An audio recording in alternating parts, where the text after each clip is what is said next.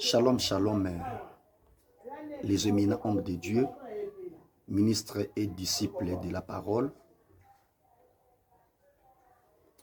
Que la paix du Seigneur soit avec vous.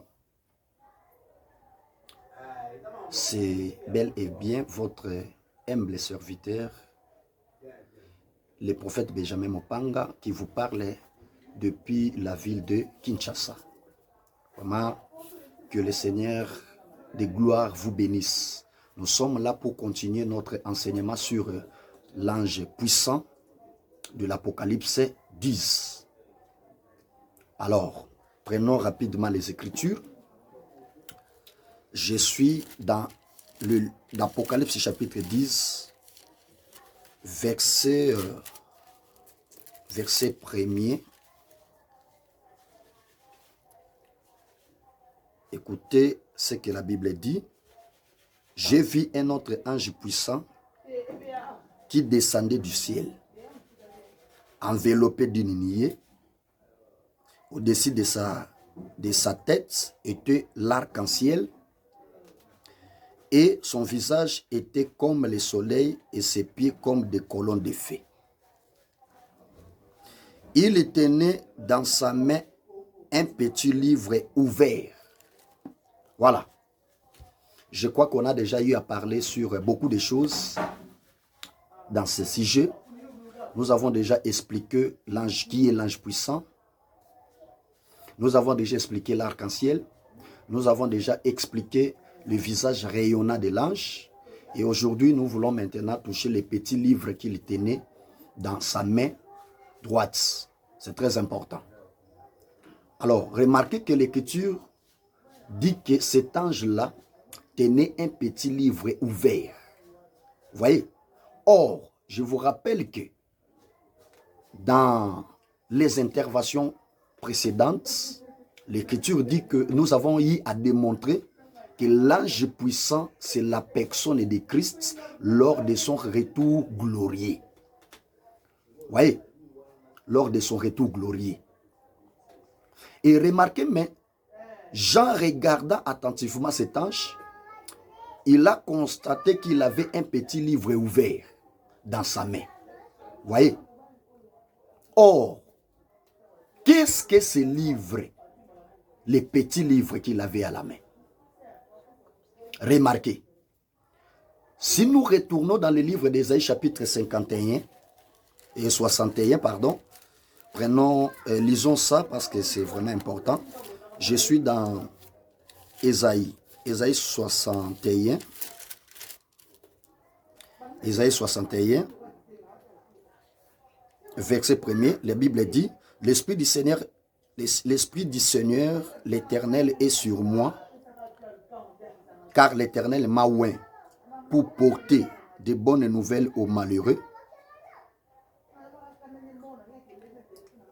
Il m'a envoyé pour guérir ceux qui ont les cœurs brisés, pour proclamer aux captifs la délivrance et aux prisonniers aux captifs la liberté et aux prisonniers la délivrance. Verset 2, pour publier une année de grâce de l'Éternel et un jour de vengeance de notre Dieu. Très bien. Remarquez, Ésaïe avait dit ceci, l'Esprit du Seigneur est sur moi, et à la fin il dit, il m'a oint pour publier une année de grâce et un jour de vengeance. Vous voyez, cela veut dire que dans la lecture d'Ésaïe, il y avait des choses. Il y avait une année de grâce ainsi qu'un jour de vengeance. Mais vous allez remarquer que lorsque le Seigneur Jésus-Christ est entré dans la synagogue, là je suis dans Luc chapitre 4, verset 18e. Là-bas, le Seigneur répète la même écriture. Mais écoutez ce qu'il a fait. La Bible dit, après avoir décelé les rouleaux, il commence à faire la lecture du prophète Ésaïe. Ésaïe 61. Il dit, l'Esprit du Seigneur est sur moi. Pour annoncer, et à la fin il dit, pour publier une année de grâce. Ensuite, il roula les livres. Cela veut dire que Quand le Seigneur Jésus-Christ est venu, dans la pensée de Dieu, je vous dis que ces rouleaux étaient composés de deux parties. Ou résumés de deux parties. Voyez, les rouleaux étaient composés de deux parties qui sont une année de grâce et un jour de vengeance. Voyez, or les rouleaux ici n'est rien d'autre que la prédication de l'évangile.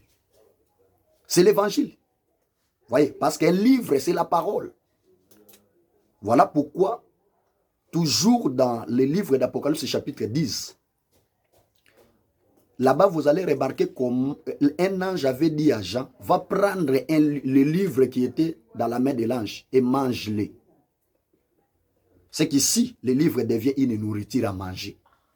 C'est pour ainsi dire que le livre dans la pensée de Dieu, c'est la parole. Voyez, mais la parole de Dieu a deux parties.